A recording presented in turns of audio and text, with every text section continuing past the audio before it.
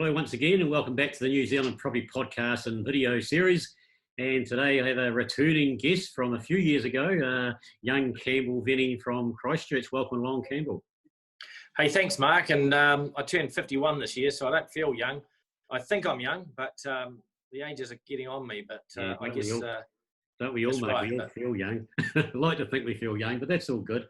Hey, Campbell's like myself, a staunch contemporary. We both escaped for a while, but he's, unlike what we all wish to do, like I still wish to do, he's actually one of the lucky ones who have returned back to Christchurch. So well done for you with your big move earlier this year, or into last year, I think it was.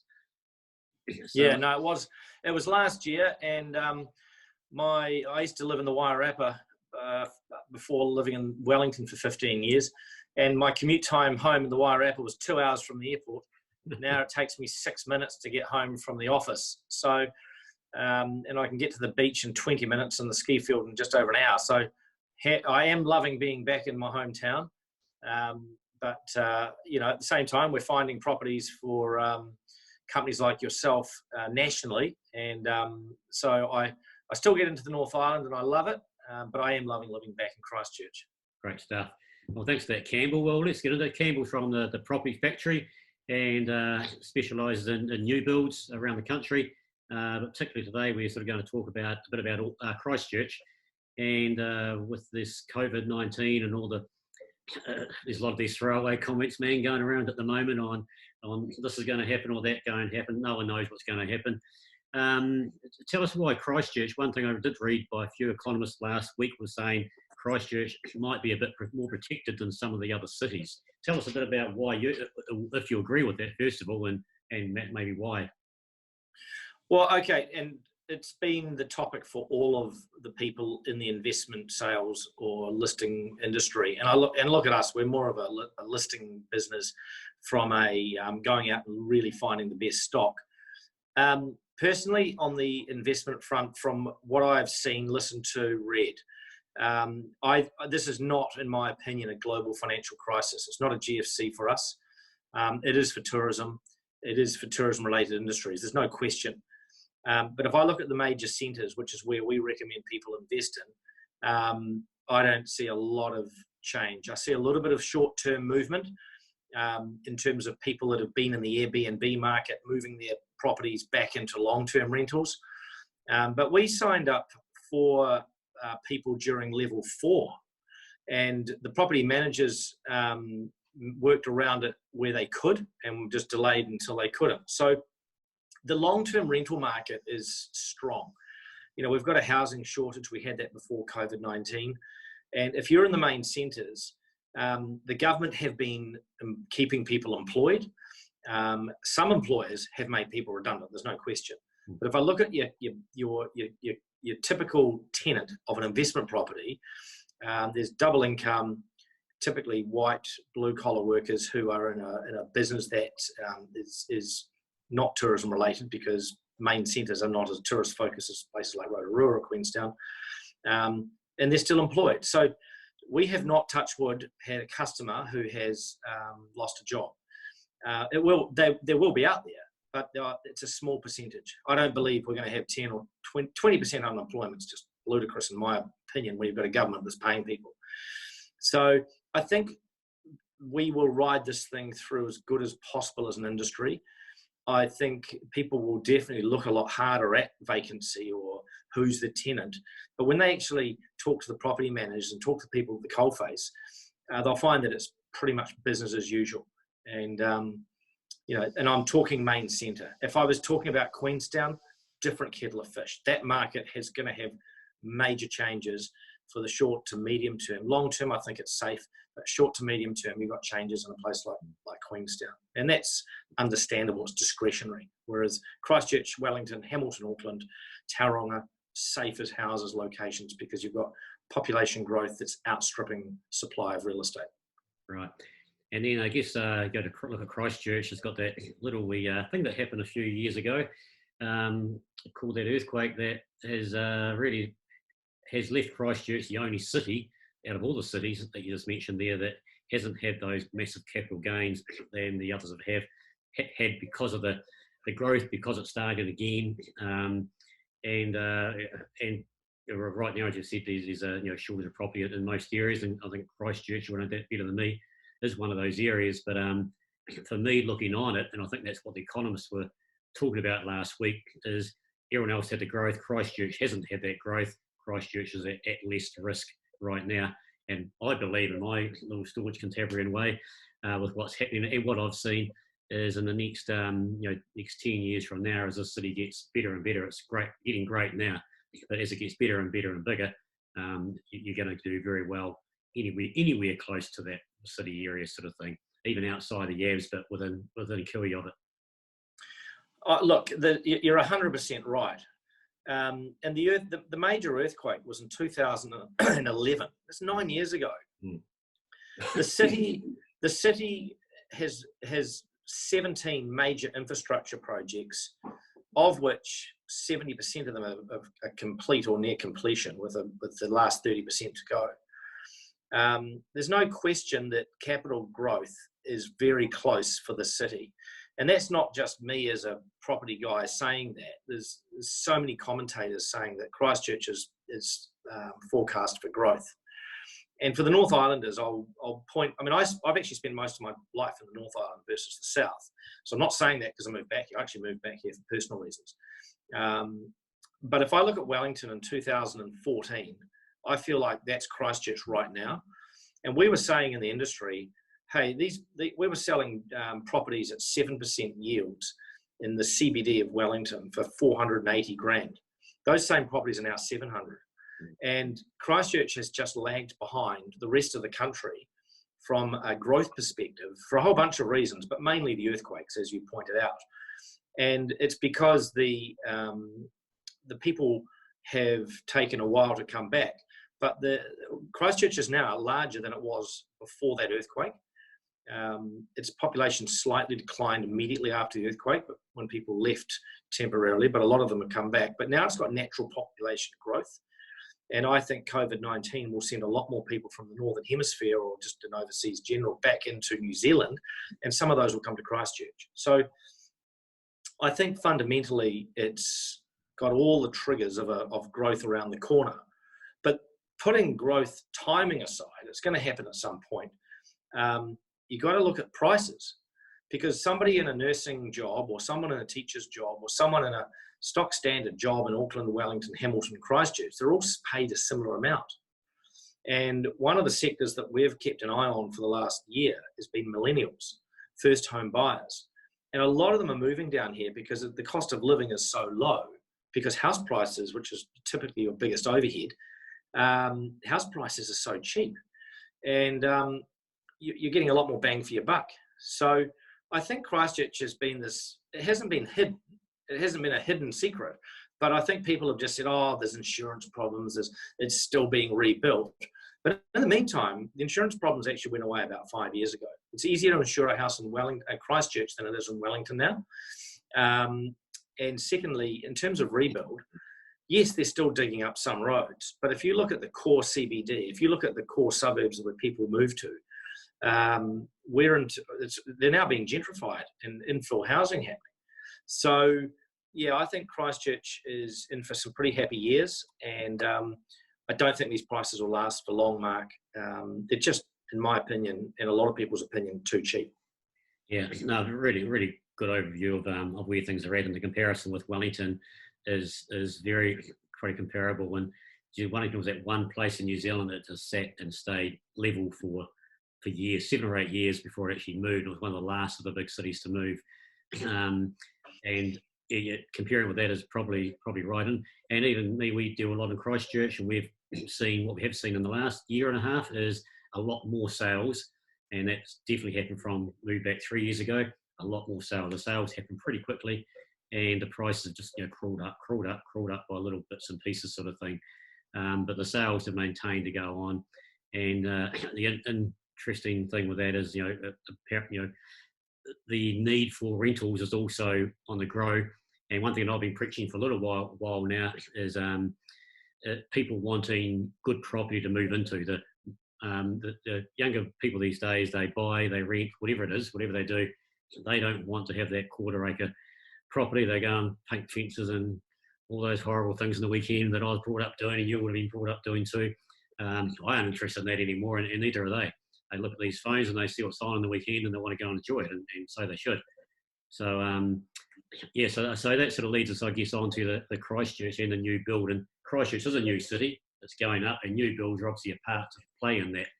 And it's interesting before you kick into it, is what I've seen over the last 7 years of playing around with property there and selling new builds is every time a coconut, we get the people saying, you can't, you can't finish this product, and they will be full with rentals. There won't be that many tenants wanting to move in. And within a couple of months on every single project afterwards, they'll be full. And that seems to be the case more and more, I think, now than it even was a few years ago, where maybe there was some risk of that happening. So tell us a bit about new builds. You've obviously got a lot down there. Tell us a bit about new builds in Christchurch and why you think it's why they're a good investment. Well, we've been doing new builds probably for, I guess, across 2 or 3 businesses now for nearly 8 years. And I was involved with a local real estate company down here in a couple of projects that the foundations went in before the 2011 earthquake and they were completed after. And there was another project over in Waltham, which we were involved in, and we oversaw 67 sales. And this was in 2016, maybe 15, when we were initially signing them into contracts. And that was when I was living in the North Island. And hand on my heart, I was concerned. 67 units, some of them were dual income properties.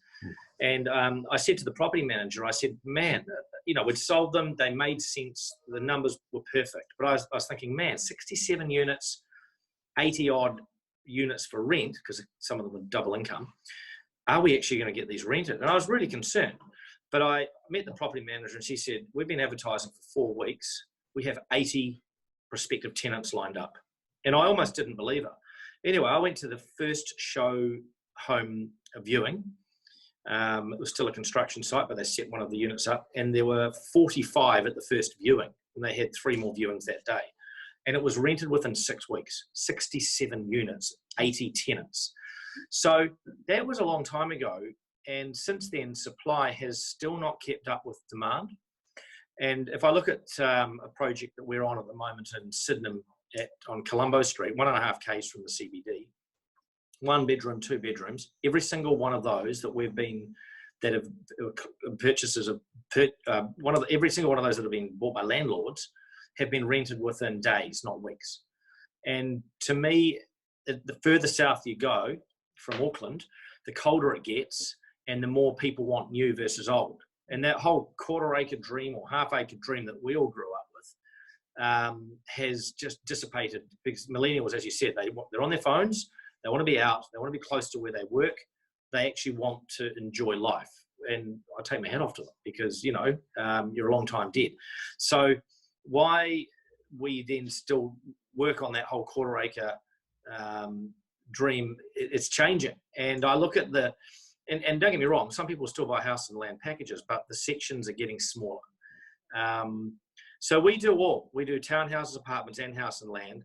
But I've noticed over the last 10 years that the product keeps getting smaller, and it doesn't get worse to live in. What happens is the builders and developers get more creative with the way they integrate living with smaller land and smaller smaller apartment or townhouse. So I'm seeing a real shift into new, whether it's apartment, townhouse, or house and land. And I'm also seeing a shift of smaller product. And from a rental point of view, tenants do not want 1/2 acre sections or 1/4 acre sections. They just don't. And I look at off the plan new as a new product, in the sense that the prices, like we've got one project in Christchurch, the second-hand properties cost more than the new. Same number of bedrooms, smaller footprint, smaller land. And why would you buy old? Be like, but why would you pay more for an old car than a new car? 100%, and that's I guess that's one of the great changes about Christchurch. Christchurch was old; it was an old city, and a lot of the older buildings are coming down, and residential as well, now being replaced by what he said, and also with the government in the last couple of years, the healthy home and what have you, and whether it's right, wrong, whatever, it's good we have healthy homes, I guess, is the fact that people have sold their old stuff, and some first-time buyers have perhaps a couple have brought them because for whatever reason, but they can't be tenanted. So that's one of the reasons that investors use good. It's just no maintenance, and as you said, and as I vouch for it, it gets colder the further south you go, and a place like Christchurch is good. And just one of the things there is you're saying the smaller properties, which they are, in a 100 square metre, 2-3 bedroom, whatever. I noticed in Christchurch, the developers seem to build slightly bigger than in Auckland. Hey, it works here, 60 square metres for a 2-bedroom place in Auckland works, that's fine. But I certainly like when I see 2 bedrooms a bit further south for 70 to 75 square metres or close to that, which they normally are. Yeah. Just that extra 5 or 10 metres just makes such a big difference when you live in a smaller place. Say I lived in a 32 square metre 2-bedroom place, would you believe, Campbell, in the metropolis for 6 months with my daughter. 2 bedrooms. That's amazing. I had a small bedroom. Yeah. But look, I remember in Auckland when they had 18, 20 square metre studio apartments in the, when the global financial crisis hit. So, yeah, by national standards, we actually still have very big properties in Christchurch, and they go smaller when you go to Wellington. They go smaller again when you get to Auckland. But no, there is definitely a shift. And don't get me wrong, everybody's different. I mean, whilst some of us still live in big houses because it's a habitual thing or it's a old school thing, the market is changing, whether it's houses or apartments or townhouses. And it's an international pattern. It's an international trait. But the other thing I'll say about Christchurch, which a lot of people forget, when that tragic earthquake hit in 2011, 80% of the CBD was destroyed, and a lot of suburbs, I mean, that whole eastern seaboard was pretty much broken to the point that some of those suburbs have actually never been rebuilt. What happened in Christchurch then, which is one of the reasons property is so cheap here now, land values were reset. And if I look at some of my clients in terms of vendors, developers, builders, they were buying land for $500, $600, $700 a metre. That's now in Christchurch $2,000 a metre, and by national standards, $2,000 a metre for these types of sites that I'm talking about is still really cheap. So we are still reaping the rewards of that land value reset.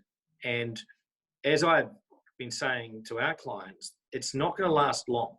And when a developer was paying $500 a metre for a piece of land that's now $2,000, the price has to go up. So we're starting to see it. Literally in the last quarter, we've seen some month-on-month price rises, very slight, and that's right across the board. But if I look at the new build space, every new project that's coming out of the ground, the meter rate is going up. So, right now we're in this, it's Wellington in 2014, and we could see it coming, we could see the move, and rents here are probably the same. They're still historical. Property managers aren't charging much more for new than old.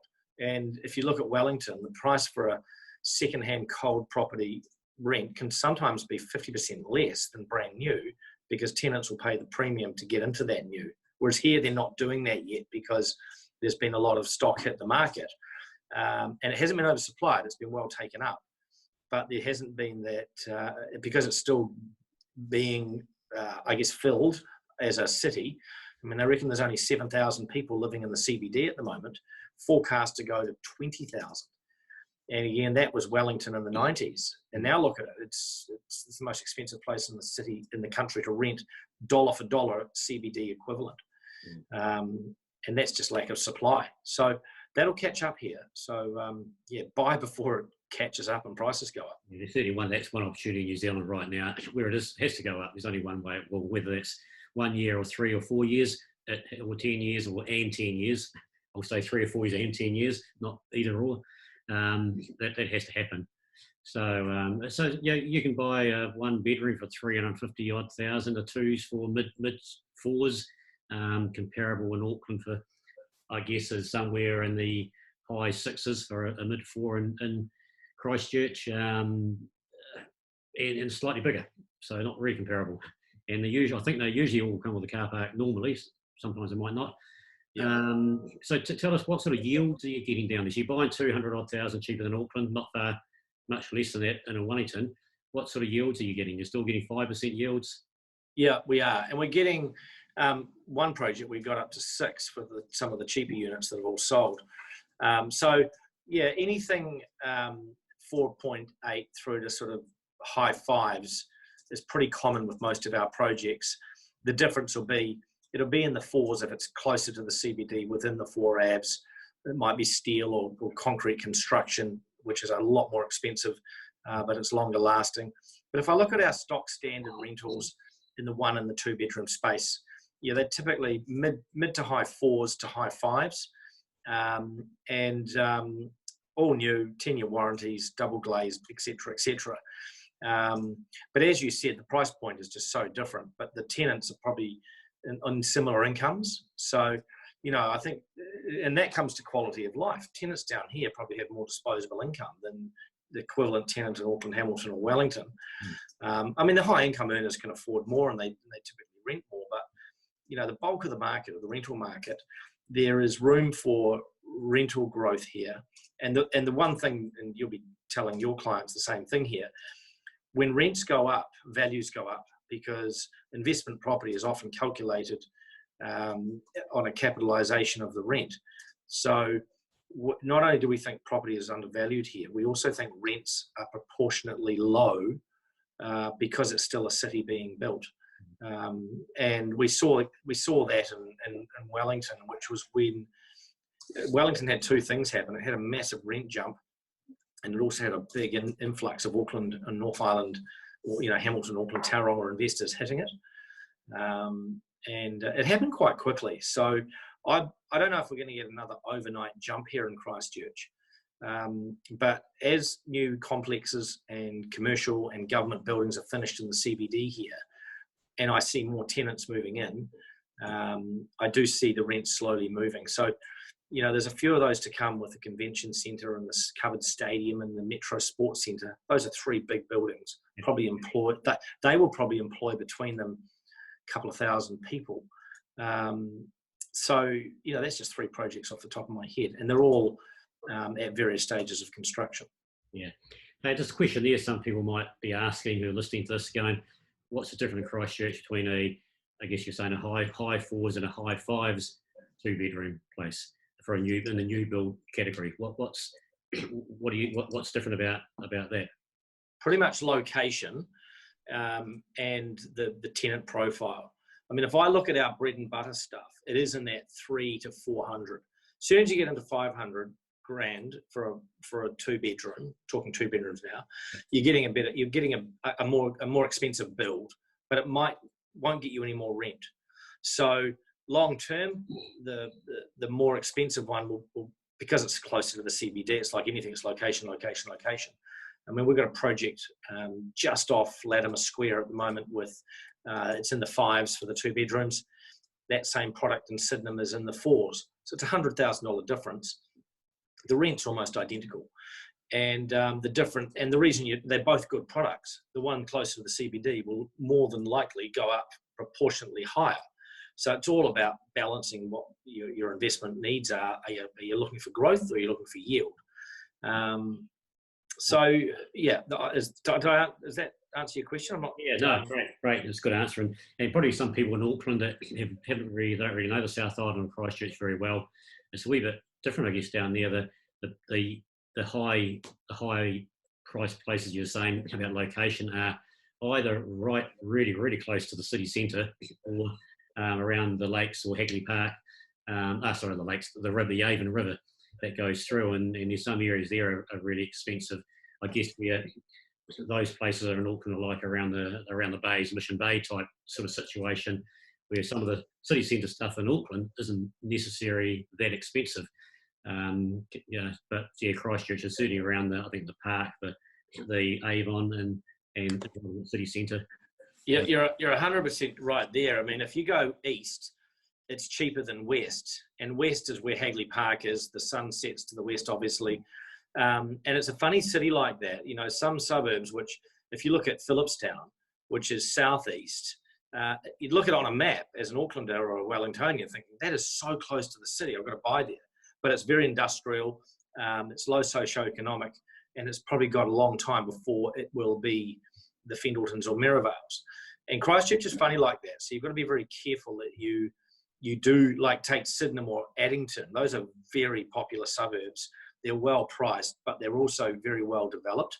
And they're starting to see infill housing hitting them far more in Addington than Sydenham. So we look at Sydenham as it's almost a Parnell Ponsonby equivalent, but Sydenham is very early in its gentrification or new build stage. To my knowledge, is that the project that we're working with your customers on at the moment is one of the only complexes that's brand new in Sydenham. And it's seen as a funky, eclectic, cool suburb with a huge mall, picture theatre, lots of shops, and it's halfway between Cashmere, which is an extremely expensive suburb, and the CBD. I mean, it's only 1.4 k's to the square from Sydenham. So Christchurch has these little pockets of, like, why is that so cheap? It doesn't make sense. Other ones do make sense, like Phillipstown. So yeah, it is a fine edge between, they reckon, if you're in the high end stuff, if you go east of Papineau Road, they reckon knock $1 million off in the high, Merivale's on the western side of Papineau Road, St Albans is on the eastern side. They say, oh, knock $1 million off a nice house, which is crazy. But that's the old school Cantabrians, they hold those values very well. And if you want $1 million plus property in Christchurch, go to the eastern side of Papineau Road, because they are going up. But from a rental point of view, we laser focus in, and we focus on locations which are just poised for growth and solid rental demand. Yeah, I guess the other thing about Christchurch is there are, and I keep saying the word funky, there's a lot of, I say there's a funky buildings in a city like classics. There's all these little isolated places you just mentioned around the city. And I guess if you get a rental close to one of those, and explain all that, they're, as I say, the little shopping hubs, aren't they, with really cool bars and restaurants, and that's where people want to go to, and supermarkets and there's the cinemas. I think the other one, they're there, and they're all close to town. They're all still walking distance to town. They're all on the bus lines. That's where people live, isn't it? Down there, as far as renting goes. Yeah, absolutely. And Christchurch was, if you look at bars, everyone went to 3 bars before the earthquakes. Whereas now you've got these pockets in the suburbs. You've got new districts or areas in the CBD that are becoming funkier, eclectic, and they'd done a bit of that before the earthquakes. But after those earthquakes, they went out to the people of Canterbury, and they had over 100,000, 20% of the population submitted their views on what they wanted Canterbury to look like. And one of those things was a very open, green, river-focused, walkway, bikeway-focused city. And what that's done, it's enabled a lot of different food and beverage entertainment locations and areas, and it is a lot more eclectic than it used to be. And whilst there's still the big popular bars, there's all these cool urban, suburban, and even in the city fringe locations where people are making it their local. So we're spoiled for choice. And the other thing I say to people is, because 80% of the CBD was destroyed, there's an 80% chance that the apartment you're living in, or the house or the building that you're in, has the latest seismic engineering rating, because it's been fixed or it's been rebuilt, and or it's a brand new build. And I guess from a safety point of view, tenants and owner-occupiers are a lot more aware of those things than they used to be. And it's one of the reasons that insurance is a real problem in some areas in Wellington with older buildings. Whereas here, insurance is easy because most of the buildings are brand new and they get rubber stamped very quickly. Yeah, that's right. We'll wrap it up with just one good deal that you told me about. We'll call it 350 for the sake of this exercise. And I think some of I was just going to say, why would you look at it as a home buyer or an investor looking at buying that property? Some of the things you just spoke about are exactly the location where it is, with those satellite little cities, I guess, or whatever you like to call them, being built up across the road, sort of thing. Tell us why that, and tell us a couple of details about it. Look, I think it's one of the best kept secrets for a while. It's and I'll start at the top. It's high density priced, i.e. the price of it is your typical high density development, but it's not a high density development. It's the old school site in Sydenham, and it's more medium density. There's a lot of green space, separation between the complex units. People go in and go, wow, there's so much space. There's 100-year-old trees within the development. So green space is big in 350 Colombo. Secondly, quality of the build. Most developers will build between a 2.45 or 2.55 stud height. These are 2.7. So when you walk into the units, they feel big. It's the first medium or high density complex that I've ever seen that comes with air conditioning, heat pump, and an airflow system.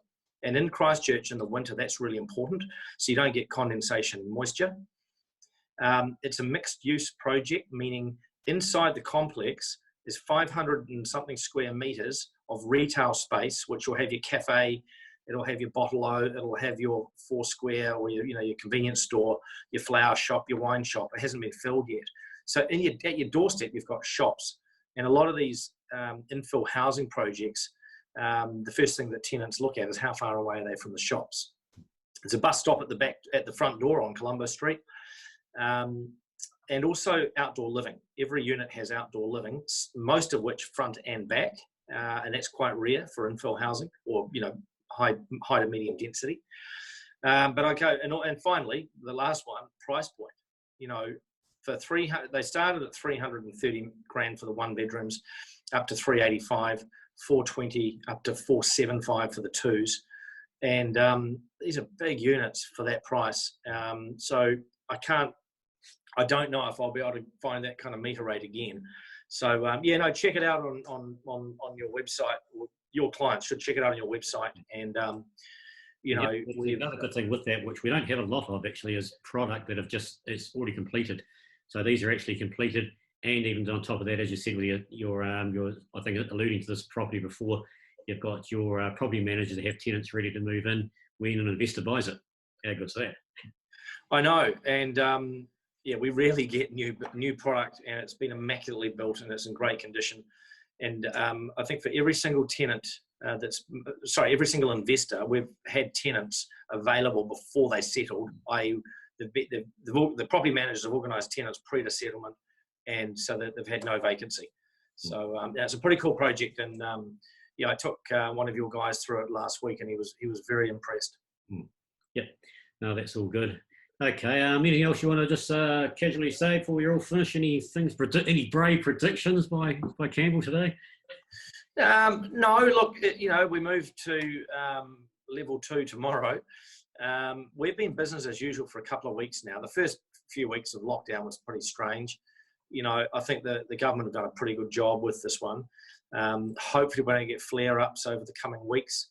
But the real estate industry, I think, is the doom and gloom predictors are typically journalists that don't know much about property. If you look and read and listen to experts in the industry, I haven't heard one of them say, excusing the Queenstowns, if you park the Queenstowns, that our major cities are going to have any impact really.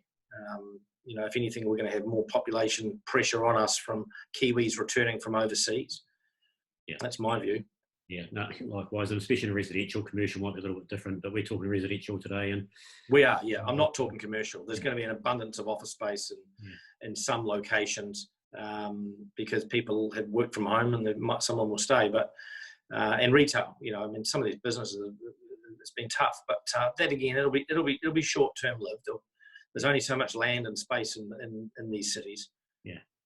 Okay. Well, hey, thanks very much, Campbell, for your time today. I know you're a busy man. It's always good to get you on, and I guess about 3 years between drinks, we'll make you back in 3 more years, and you can play our told you so. No. So thank you very much for your time. No worries. Thanks, Mark, and you have a good day. Okay, and hope you enjoyed the watch and listen, and we'll see you back again in 2 weeks' time. Thanks.